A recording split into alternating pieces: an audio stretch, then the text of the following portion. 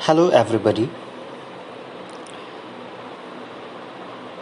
आज इस ऑडियो में आप सबों को मैं अंतर्राष्ट्रीय राजनीति का जो राजनीतिक व्यवस्था सिद्धांत है, पॉलिटिकल सिस्टम थ्योरी के बारे में बताऊंगा। ठीक है। और विशेषकर मॉर्टन कापलान्स का जो इंटरनेशनल सिस्टम थ्योरी का जो मॉडल है उसके बारे में आप लोगों को बताऊंगा।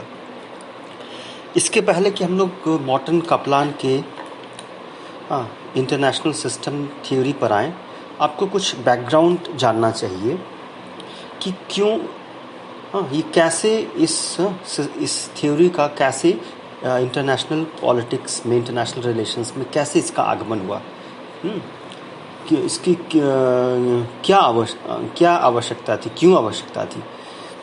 तो इस बारे में आप लोगों को जानना चाहिए कि मतलब क्या बैकग्राउंड था जिसमें कि इस अप्रोच की आवश्यकता महसूस हुई।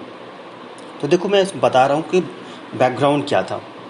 जैसे देखो, अन्य क्लासों में आप लोगों को मैंने बताया है या किसी भी क्लास में बताया है कि जैसे क्या हुआ कि जब यूरोप में, ठीक है, रिनेसा का काल आया, पुनर्जागरण का काल आया, तो धीरे धीरे क्या हो रहा था कि पुनर्जागरण जब होने लगा समाज का, तो मध्यकाल में, जिसको कि अंधकार युग भी कहा जाता है, ठीक है, तो मध्यकाल में जहाँ पे पारलौकिक दुनिया जो है वो जीवन का लक्ष्य था। लोग इस जीवन को इसलिए जी रहे थे, लोगों का यही लक्ष्य था कि यह जीवन जो है अगले जीवन की, मतलब मृत्यु के बाद जो जीवन है उसकी तैयारी के लिए है। तो पूरा जीवन का जो फोकस था वह पारलौकिक दुनिया था। ठीक है, ट्रांसेंडेंटल वर्ल्ड, ठीक है, ट्रांसेंडेंटल वर्ल्ड जो था वह लोगों के जीवन का लक्ष्य था। तो इसीलिए क्या हो रहा था, और लोग तर्क की कसौटियों पर समाज को नहीं कसते थे। तर्क की वहाँ जो है मध्य युग में विश्वास आधारित समाज था, विश्वास और बल्कि कहो अंधविश्वास आधारित समाज था। ठीक है, और धर्म की राजनीति के ऊपर, समाज के ऊपर धर्म का आवरण था, और धार्मिक संस्था जो है चर्च खास तौर पे, वह राज्य जैसी संस्था को नियंत्रित कर रही थी। ठीक है, तो यह जो था मध्यकाल का जो है मध्यकाल में ऐसी व्यवस्था थी। तो धीरे धीरे जब रिनेसा आया तो इसी पर चैलेंज किया गया कि नहीं, जो ट्रांसेंडेंटल वर्ल्ड है वो इम्पॉर्टेंट हो सकता है, परंतु यह वर्ल्ड है, ये जो इहलौकिक दुनिया है, दिस वर्ल्ड है, this world is also very important, and rather it can be said that this world is more important to that world. यह जो दुनिया है, यह अलौकिक दुनिया परालौकिक दुनिया से अधिक महत्वपूर्ण है। ठीक है, और इसीलिए हमें जो भी धार्मिक मान्यताएं हैं, उन सब को, समाज में जो भी हमारी मान्यताएं हैं, मूल्य हैं, उनको विश्वास के आधार पर नहीं, उसको तर्क के आधार पर जांचना चाहिए। और अगर तर्क की कसौटी पर खरा उतरता है तो उसे हमें अपनाना चाहिए, नहीं तो छोड़ देना चाहिए। तो धीरे धीरे क्या हुआ कि पारलौकिक दुनिया से इहलौकिक दुनिया जो जिंदगी का फोकस बना, और विश्वास का आधार धीरे धीरे तर्क लेने लगा। ठीक है, तो धीरे धीरे साइंस का डेवलपमेंट शुरू होने लगा। ठीक है, साइंस का डेवलपमेंट होने लगा, और राज्य जैसी संस्था जो है धर्म के आवरण से बाहर आने लगी। और इस तरह से देखिए, सेक्युलरिज्म का डिबेट वेस्टर्न वर्ल्ड में आया कि राजनीति अलग है, धर्म अलग है, धर्म को राजनीति में इंटरफेयर नहीं करना चाहिए। बल्कि धीरे धीरे मैकियावेली जैसे जो विचारक हैं, ठीक है, वो तो यह बताते हैं कि पॉलिटिक्स जो है सुप्रीम है, और पॉलिटिक्स को, रिलीजन को, अर्थात चर्च को कंट्रोल करना चाहिए।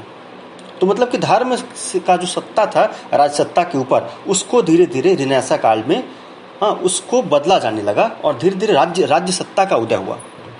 ठीक है। और इसी तरह इस लौकिक दुनिया पे और तर्क में समाज को महत्व देने से धीरे धीरे साइंस का डेवलपमेंट शुरू हुआ। धीरे धीरे नॉलेज जो है, हमारा जो इहलौकिक दुनिया है वह जो है नॉलेज उसका बढ़ने लगा। जो दिस वर्ल्ड है, इहलौकिक दुनिया है, उसका नॉलेज बढ़ने लगा। नॉलेज जब बढ़ने लगा, नॉलेज वास्ट होने लगा, तो उसमें क्या हुआ, धीरे धीरे स्पेशलाइजेशन का जन्म हुआ। देखो, इंडस्ट्रियल रिवॉल्यूशन भी इसी समय हुआ धीरे धीरे। हाँ, ठीक है। धीरे धीरे जब मॉडर्निटी आने लगा, ठीक है, राज्यों का उदय होने लगा, ठीक है, तो इसी समय साइंस का भी उदय हुआ, इसी समय मॉडर्निटी भी, आधुनिकता भी धीरे धीरे वेस्टर्न समाज में आने लगा। तो क्या हुआ, फिर साइंस का ज्ञान का विकास होने लगा, साइंस का विकास होने लगा। जब ये नॉलेज सिस्टम वास्ट हो गया, तब फिर उसको क्या हुआ, अनेक विषयों का जन्म होने लगा, ठीक है। और जब विषय का जन्म होने लगा तो नॉलेज सिस्टम इतना वास्ट हो गया कि उसमें स्पेशलाइजेशन की मांग होने लगी। और देखो, इंडस्ट्रियल रिवॉल्यूशन भी क्या है, स्पेशलाइजेशन के आधार पर ही प्रोडक्शन होता है। प्रोडक्शन कैसे बढ़ता है, जब स्पेशलाइजेशन हो जाता है, ठीक है। जब आप एक खास काम को करते हैं तो उसमें आपके एक्सपर्टीज ज़्यादा हो जाती है। तो इसी तरीके से देखना, जो भी प्रोडक्शन होता है, इकोनॉमिक प्रोडक्शन होता है, वह इसी आधार पर होता है, स्पेशलाइजेशन के आधार पर। तो धीरे धीरे देखिए, हर इकोनॉमिक्स में भी स्पेशलाइजेशन बढ़ रहा था, साइंस में भी बढ़ रहा था। तो धीरे धीरे क्या हुआ, अनेक विषयों का जन्म होने लगा और हर विषय जो है अपने स्पेशलाइजेशन पे फोकस करने लगा धीरे धीरे। तो धीरे धीरे क्या हुआ कि अलग अलग विषयों का उदय होने लगा और वह धीरे धीरे जो है एक दूसरे से दूर जाने लगे, अपने ही अंदर देख रहा था विषय। धीरे धीरे क्या हुआ कि पूरा मतलब यह स्थिति जो है लगभग 20वीं शताब्दी के प्रथम दो दशकों तक ऐसा ही स्थिति रहा, ठीक है। 1920 के आसपास से फिर स्थितियां बदलने लगी, मतलब 1920 तक आधुनिकता के आगमन से लेकर के, ठीक है, पुनर्जागरण के आगमन से लेकर के और लगभग 1920 तक मान लो, या प्रथम विश्व तक मान लो, किस विषयों का ऐसा फ्रेगमेंटेशन हो गया, लोग हर विषय जो है कंपार्टमेंटलाइज हो गया और हर विषय जो है सिर्फ अपने अंदर ही देख रहा था, ठीक है। और दूसरे विषय में जो शोध हो रहे थे, जो दूसरे विषयों में जो ज्ञान बढ़ रहा था, उससे आपस में कोई आदान प्रदान नहीं हो रहा था। तो इसलिए दूसरे विषयों का जो सैद्धांतिक लाभ अन्य विषयों को लेना चाहिए वो नहीं हो पा रहा था। अर्थात मेरे कहने का पूरा सिर्फ यही है कि नॉलेज सिस्टम जो है पूरा का पूरा मॉडर्न पीरियड में, ठीक है, 1500 के बाद से 1600 के बाद से लेकर के लगभग 1900 प्रथम विश्व युद्ध की समाप्ति तक कहो, ठीक है, ये बहुत फ्रेगमेंटेड नॉलेज सिस्टम रहा। हर विषय अपनी अपनी विषय वस्तुओं का अध्ययन कर रहा था। दूसरे विषय वस्तु में क्या क्या सुधार हो रहा है, क्या नए ज्ञान आ रहे हैं, क्या टेक्निक्स अपनाए जा रहे हैं, क्या मेथड अपनाया जा रहा है, इससे सब अछूते थे, ठीक है। तो इसके खिलाफ धीरे धीरे इससे क्या हुआ कि दूसरे विषय का जो भी अच्छी बातें हैं वो अन्य विषय नहीं सीख पा रहा था। और एक समान समस्याएं जो दो विषयों में थी, एक ने अगर उसका समाधान ढूंढ भी लिया तो दूसरे उससे सीख नहीं पा रहे।